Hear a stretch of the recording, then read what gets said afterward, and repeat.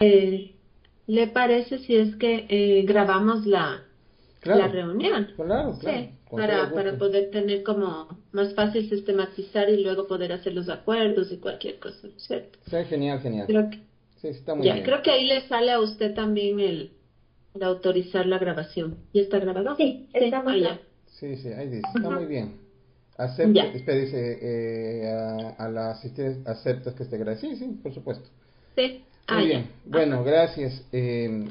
Como les di por correo electrónico, mi nombre es Fabián Muñoz, soy presidente de la asociación AFABEA. AFABEA es la Asociación de Familiares Vinculados al Espectro Autista, una asociación que tiene aproximadamente 10, 11 años de haber sido creada. Representamos alrededor de 100 personas, 100 familias a nivel nacional en Ecuador y hemos tenido acercamientos internacionales con otros países para hablar de la temática del autismo, en donde nos ha preocupado muchísimo la desatención en el que estamos como grupo vulnerable. Me refiero exclusivamente a la discapacidad psicosocial. Según el CONADIS, nosotros representamos una minoría dentro de las discapacidades registradas. La psicosocial, según el CONADIS, representa apenas un 4% de todas las discapacidades presentes y registradas en el Ecuador. Y de este 4% a mí particularmente me llama mucho la atención porque según el Organismo Mundial de la Salud, el autismo representa uno entre cada 400 personas en el mundo. Lo que me llama a mí profundamente la atención, siendo un porcentual importante en el mundo, porque en Ecuador somos la gran minoría, prácticamente somos invisibles, es decir, no estamos como un grupo ampliamente reconocido. Y lo que nosotros nos hemos dado cuenta es de que la mayoría de los padres de familia que han notado o que han logrado, digamos que diagnosticar a sus hijos con autismo o con el trastorno generalizado del desarrollo, no han querido ellos, los padres, voluntariamente visibilizarlos a través de un diagnóstico o de la carnetización como tal. En muchos de los casos que nosotros enfrentamos como AFABEA, básicamente nos argumentan de que si es que llegan a sacar el carnet de discapacidad con psicosocial, sus hijos podrían tener cierto nivel de exclusión escolar y otros que generarían problemas en su vida presente y futura. A lo cual es ya complicado para ellos, digamos, a sensibilizarles de la gran importancia que tiene el tener el carnet de discapacidad, sin importar de aquello o sin desmejorar aquello. Nosotros somos un grupo vulnerable muy pequeño. De hecho, yo participé, creo que hay un eco. Le interrumpo un momentito, señor Muñoz, se está conectando, me parece, el Conadis, Sí, Kevin. Kevin, y está con el micrófono abierto también, Sí, pero bueno, sería bueno que hola, lo buenos mutee. días, Kevin, no sé si es que Ya lo eso, muteó. buenos días, Buenos días. Kevin. Estoy Ujú. aquí asistiendo a la invitación del señor Muñoz. En todo caso, no voy a estar aquí Empezamos. haciendo una observación nomás y, claro, les dejo nomás en sus intervenciones, por favor. Ya apago mi micrófono. Gracias, gracias Kevin, bienvenido. Y sí, este momento acabamos de iniciar hace unos 2 minutitos. Listo. Gracias. Ujú. Continuando entonces, sin desmejorar de aquello de que nosotros siendo un grupo vulnerable muy pequeño, conforme con ADIS, un porcentaje tan mínimo, 4%, no llegamos ni al 5%, somos un grupo altamente invisibilizado. Me refiero a invisibilizado porque somos la discapacidad menos atendida de todos los menos atendidos de las discapacidades. Si las discapacidades como tal tienen problemas de tipo educativo, de tipo laboral, de tipo deportivo, de poder alcanzar sus metas del buen vivir, realmente nosotros, los que estamos al frente de esta discapacidad psicosocial, somos los menos atendidos de los menos atendidos. Yendo al caso, siendo este como solamente un pequeño preludio, lo que me aboca a conversar con ustedes es haberme enterado de que un acuerdo ministerial que estaba vigente el año pasado, hasta noviembre, fue derogado. Este acuerdo contemplaba en sus articulaciones dos aspectos. El primero, se mencionaba con claridad los términos de autismo y psicosocial. Y el segundo, hablaba de manera clara y categórica sobre el aforo. Este aforo era un instrumento técnico que se daba para dar una atención más prioritaria a los estudiantes en general con discapacidad, donde sí se notaba que la discapacidad psicosocial era la que mayor índice de atención requería.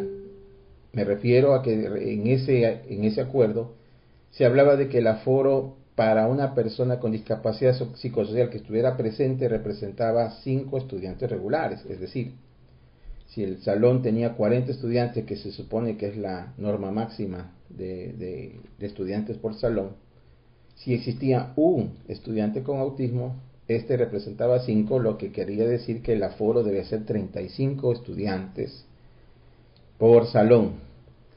Y aún así, existiendo ese acuerdo, esta normativa no se ejecutaba plenamente, digamos que casi en ningún lugar. La mayoría de los papás a quienes hemos estado apoyando en nuestra asociación y de otras pocas que conozco, siempre nos han argumentado de que las instituciones públicas y privadas no han cumplido con ese aforo cuando existía ese acuerdo. Pero por lo menos existía el acuerdo, lo que garantizaba de alguna manera poder elevar una queja de manera sustentada ante ustedes como órgano competente. El artículo 11 de nuestra Constitución establece que los derechos se deben garantizar progresivamente, mediante políticas públicas, mediante acciones afirmativas que aseguran el ejercicio efectivo, en especial de las personas en situación de vulnerabilidad o desigualdad. Esto, de alguna manera, estamos frente a lo que es el principio de progresividad de los derechos, que se encuentra en consonancia con el principio de no regresividad, en el cual establece que una vez adquiridos ciertos niveles de protección de derechos, estos no pueden ser reducidos o eliminados. Ambos principios buscan asegurar que los derechos de las personas sean cada vez más amplios, más efectivos, promoviendo así una sociedad más justa e inclusiva. En la Ley de Discapacidad, el artículo 4 habla sobre principios fundamentales, donde en esa presente normativa se generan principios, como dice en el numeral 3, principio de igualdad de oportunidades, en el cual manifiesta que todas las personas con discapacidad son iguales ante la ley y tienen derecho a igual protección legal y a beneficiarse de la ley en igual medida sin discriminación alguna, y no podrá reducirse o negarse el derecho a las personas con discapacidad, y cualquier acción contraria que así se lo suponga será sancionable. O sea, estamos hablando de que se debe generar oportunidades diferenciadas para los estudiantes con discapacidad. En el caso que nos compete, estamos hablando del área de la educación. En el artículo 17 de la misma ley habla de las medidas de acción afirmativa, donde dice que el Estado, a través de los organismos competentes, como ustedes, deben adoptar las medidas de acción afirmativa en el diseño y en la ejecución de políticas públicas que fueran necesarias para garantizar el ejercicio pleno de los derechos de las personas con discapacidad. Entre ellas hablamos del derecho a la educación, que se encuentren en situación de desigualdad. No se puede comparar a un estudiante regular con una persona con discapacidad, y dentro de ellas no se puede comparar la discapacidad física, auditiva, visual, intelectual o psicosocial. Cada uno es diferente. Y dentro del autismo podemos tener 40 estudiantes con autismo, son 40 universos distintos. Continuando con esa misma medida de acción afirmativa, según el artículo 17, dice que es para el reconocimiento y ejercicio de derechos diseño y ejecución de políticas públicas, así como el cumplimiento de obligaciones. También en el artículo 28 habla sobre la educación inclusiva. Dice que la Autoridad Educativa Nacional, la que ustedes representan, implementará las medidas pertinentes para promover la inclusión de estudiantes con necesidades educativas especiales que requieran apoyos técnico-tecnológicos, humanos, entre otras. Y más adelante dice que deben incluir lineamientos para la atención de personas con necesidades educativas especiales, lineamientos con énfasis en sugerencias pedagógicas para la atención educativa a cada discapacidad. Esto es importante entender, a cada discapacidad, es decir, no se está universalizando las oportunidades o las medidas de acción afirmativa, sino que se personalizan de acuerdo a cada necesidad. Es importante que esté presente el representante de CONADIS, porque en el artículo 89 habla de que ellos tienen la atribución de formular, transversalizar, observar y dar seguimiento y evaluación de las políticas públicas implementadas por las funciones del Estado y las instituciones de los sectores público y privado, es decir, de ustedes, y velar por la plena vigencia y el ejercicio de los derechos de las personas con discapacidad. Así que la observación que él hace en este momento es importante que lo podamos definir. También en nuestra Constitución, en el artículo 26, habla que la educación es un derecho de las personas a lo largo de su vida y genera garantías de igualdad y de inclusión social y condiciones condiciones indispensables para el buen vivir. Hablando de la educación, las personas, las familias, la sociedad, o sea, nosotros tenemos todo derecho y la responsabilidad de participar en el proceso educativo. Por eso yo me he convertido en un veedor de todos y cada una de las correctas transversalizaciones de los derechos de nuestros representados. Yo, como presidente de AFAVEA, no solamente represento 100 familias y cada vez va creciendo, sino que también represento a mi hijo. Mi hijo tiene discapacidad psicosocial, tiene 17 años, y en mí lo que más me preocupa de la vida de él, como de todos los de nuestros papás y mamás de AFAVEA, es su futuro. Es poder garantizar en él y en ellos un futuro digno, un futuro que hasta el momento no existe oportunidades. ¿Por qué no existe oportunidades? Porque les cuento, así entre paréntesis, que una vez que nuestros hijos se gradúan del colegio quedan con el diploma colgado, porque nuestros hijos con autismo y que no son Asperger no tienen oportunidades claras para ingresar a la universidad o a un instituto tecnológico. Todos ellos nos han dicho que no tienen capacidades o no están listos o preparados para recibir a nuestros hijos, sean instituciones públicas o privadas. Entonces, ¿qué pasaría con nuestros hijos graduados del colegio con un título de bachiller sin poder especializarse? Y no se diga del ámbito laboral. Tranquilamente nos damos cuenta que las personas que más tienen empleabilidad son las discapacidades físicas, visuales, auditivas. Un sordo, ciego, mudo, tiene más facilidades de tener empleo a que la institución pública o privada les dé una plaza de empleo a las personas con discapacidad psicosocial.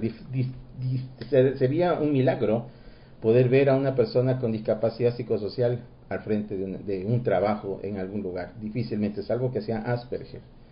El artículo 35 de nuestra Constitución habla de que las personas adultas, mayores, niños, niñas, adolescentes, personas con discapacidad deben recibir atención prioritaria y especializada. Prioritaria. Quiero hacer énfasis a la parte prioritaria, es decir, que debe ser algo delineado exclusivamente para ellos.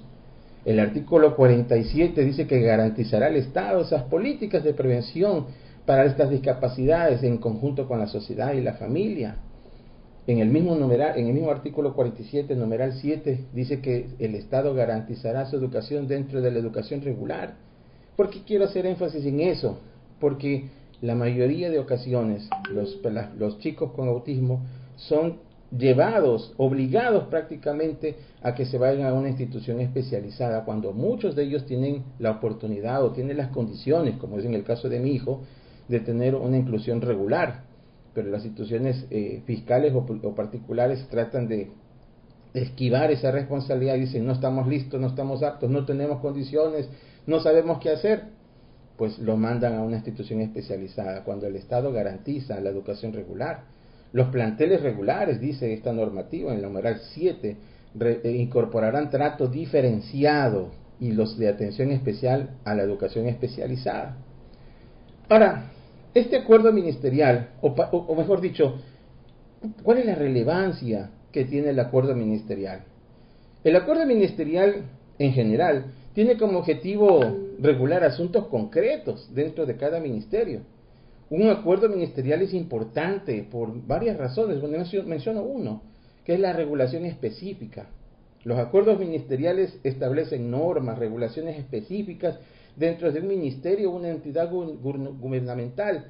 Estas normas que se generan a través del acuerdo pueden abordar temas técnicos, procedimientos administrativos o requisitos específicos, mientras que la ley no es específica, no detalla estos aspectos claros. Podría inclusive, al no estar tipificada en la ley, existir un vacío legal. Entonces vemos la gran importancia que tiene un acuerdo que, en resumen, lo que hace es una transversalización correcta, un abordaje, un aterrizaje de lo que en la ley dice. Vamos a ver cómo lo implementamos a través del acuerdo. Si la ley no proporciona una alternativa clara, en el caso nuestro, no habla la ley per se del autismo o de las discapacidades psicosociales o de los aforos, podría haber una incertidumbre sobre cómo aplicar los apoyos técnicos y el aforo preferencial. Es importante que las autoridades, ustedes, consideren el impacto social que implica eliminar de un acuerdo la palabra autismo, la palabra psicosocial y el aforo, pero busquemos soluciones que realmente sean equitativas y que sean derechos progresivos. Aunque en el acuerdo ministerial mencionado, el que dicen que el que está ahorita en vigencia, el que derogó y entró otro en funcionamiento, habla o menciona de diseños universales para el aprendizaje y los ajustes razonables.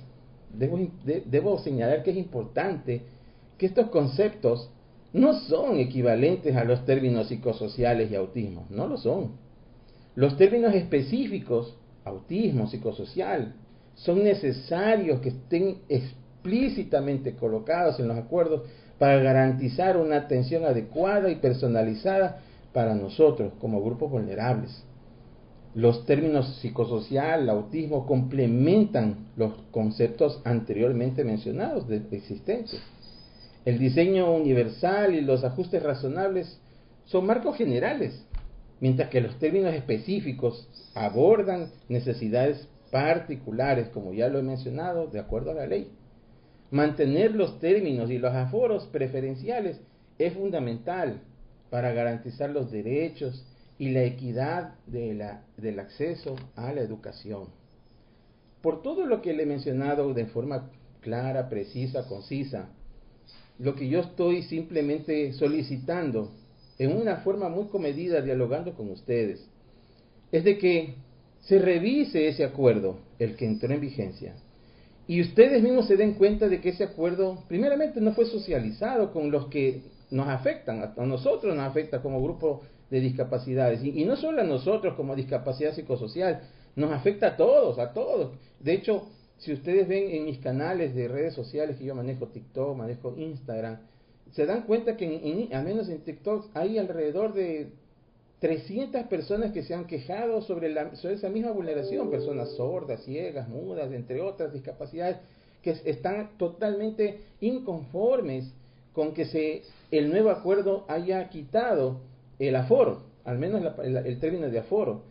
Y nosotros, más allá de estar preocupados, por no decir indignados de esto, también nos ha perjudicado muchísimo la invisibilización que se ha generado al eliminar los términos autismo y psicosocial en el acuerdo nuevo, a su pretexto de términos de universalización que ustedes en ese nuevo acuerdo lo hicieron. No digo ustedes, me refiero a la persona que ha diseñado en el mes de noviembre del año 2023, cuando era otra ministra.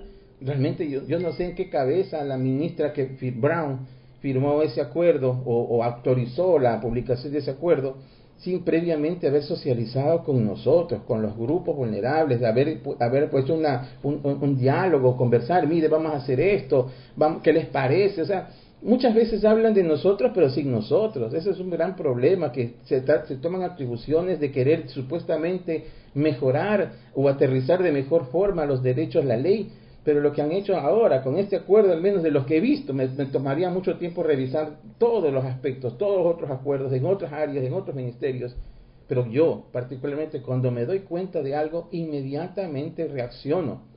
Yo soy uno de los pocos ciudadanos que sí nos atrevemos a revisar en derecho a la ley y nos atrevemos a buscar soluciones. Yo lo que hago con esta instancia, como le decía Kevin, es primeramente buscar una sensibilización con ustedes, como ente rector.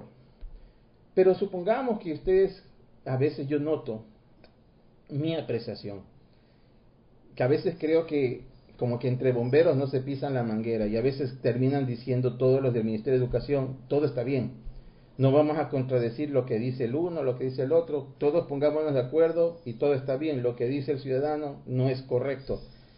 Llegar así de este caso, no tendría otra alternativa que irme por la vía jurisdiccional, demandar al Estado, al Ministerio de Educación con una acción de protección, o ir directamente a la Corte Constitucional y demandar una acción de inconstitucionalidad en ese acuerdo.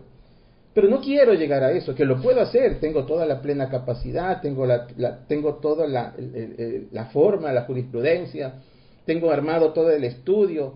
O sea, realmente ahorita lo que les he hecho es como un pequeño resumen corto, pero si me tuviera que presentar frente a un juez, tuviera todo el argumento y sustento para indicar que lo que ha hecho el Ministerio de Educación no es correcto.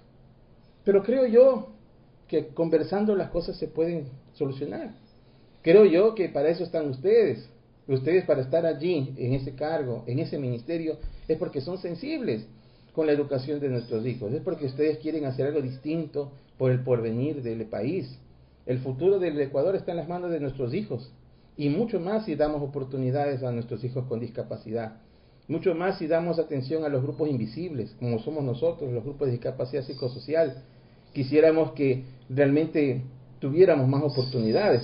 Yo hablaba con otras personas y que no tenemos acceso a vivienda, no tenemos acceso a crédito, no tenemos acceso a trabajo, no tenemos acceso a casi nada. O sea, todo el mundo dice que vivimos en un estado de garantista, pero ese estado de garantista no se ha transversalizado de manera correcta, al menos para los grupos de discapacidad psicosocial. Yo he tenido que enfrentar un montón de situaciones en el ámbito deportivo, con Fede Guayas, con empresas privadas como ¿cómo se llama? Mr. Joyce, del Centro Comercial El Dorado, que los tuve que demandar porque ellos comenzaron a vulnerar el derecho de las personas con discapacidad psicosocial, y gané. Entonces, yo veo que existe demasiada, yo diría, no falta de empatía por parte de los entes pertinentes como del ciudadano común en las empresas privadas. Pero la normativa para nosotros. Señor Muñoz, le interrumpo un momentito. Creo que como para llegar a un acuerdo, ya mismo terminamos el tiempo que teníamos planificado, y a las 11 yo tengo ya programada otra reunión. Yo me voy a comprometer para revisar exactamente. No tengo conocimiento, no le puedo decir cuál fue la decisión o qué estaba atrás o cómo llegaron, digamos, a la decisión de no hablar de los aforos, de no haber la propuesta de los aforos. Entonces, lo que le voy a pedir es, nos vamos a reunir nuevamente, pero yo voy a hacer ya una investigación aquí de exactamente cuáles fueron los elementos, no sé, técnicos, pedagógicos, o no sé, los elementos que llevaron a tomar esa decisión, y exactamente cuáles serían, no sé, o sea, cuáles serían los siguientes pasos. Yo decía nada más que nosotros vamos a emitir estas directrices inmediatas porque no tenemos todavía todos los elementos, justamente los otros elementos. Entonces, un poco para así tomar una medida, dijimos, bueno, sí hay que tomar una medida de cómo se va a distribuir para que los estudiantes estén mejor atendidos en las instituciones educativas, y mirar por qué se tomó esta decisión el 84A de no hablar ya de los aforos. Obviamente, bueno, los dos, si bien se deroga, los dos no tienen el mismo objetivo. Sí, es como más amplio también. El 84A abarca otros servicios educativos que no estaban considerados en el 295-13, es como más amplio también. Entonces, porque se va a desconectar. Y vamos a hacer, digamos, un estudio técnico que exactamente define, ¿sí? Y luego de eso tomemos una decisión. No hay ningún problema, la ministra está comprometida justamente con fortalecer y mejorar los procesos o los documentos también que haya que mejorar y fortalecer. Así que luego de todo el estudio que hagamos, la decisión finalmente es que cambiemos o que incrementemos o que hagamos algo adicional para garantizar que los procesos de inclusión se den, que se den de mejor manera, garantizando la calidad de la educación. Lo vamos a hacer, sí, pero por eso le decía que yo no le puedo dar todavía una definición o todavía alguna decisión frente al aforo, que frente hasta ahora, en realidad estoy una semana. Entonces, frente a lo que usted nos había mencionado y ver qué había pasado con lo uno y lo otro, dijimos, bueno, emitamos ahorita directrices, ¿sí? Que garanticen que están los chicos mejor ubicados, que haya una mejor distribución, exactamente cómo, porque igual una directriz nacional es un documento de política pública, entonces Soledad, sí es mandatorio. Ajá. de pronto para mencionarte que de pronto no se estaba contemplando, porque me parece que los aforos en las instituciones normales o regulares, creo que bajó, al menos en la intercultural, bajó a 20 a 25 de lo que tengo entendido. Entonces, como el acuerdo acá no está claro, de pronto sería pertinente ver si es que por esos lineamientos, como usted dice, no tiene el conocimiento, de pronto también se bajó en la especializada. Entonces, eso, y de pronto para seguirle dando acompañamiento en la próxima reunión que vayan a programar con el señor Muñoz, nomás comentarle eso.